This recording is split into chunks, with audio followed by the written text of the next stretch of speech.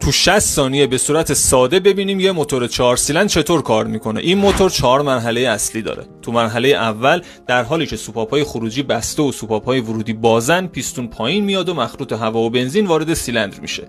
تو مرحله دوم در حالی که سوپاپ‌های ورودی و خروجی بسته‌اند، پیستون بالا میره و مخروط هوا و بنزین رو تا حد زیادی فشرده میکنه.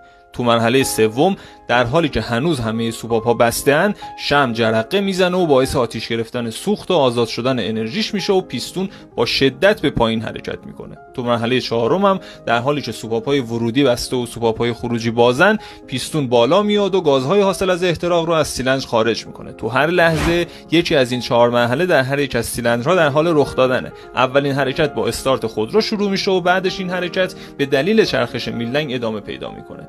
پیستونی که پایین میاد با شاتون به میلنگ نیرو وارد میکنه و چون این نیرو با محور میلنگ فاصله داره، باعث ایجاد گشتاور روی میلنگ میشه. این گشتاور هم به ترتیب توسط فلای ویل، کلاچ، گیربکس، دیفرانسیل و اکسل به چرخ‌ها منتقل میشه و البته مقدارش تغییر میکنه.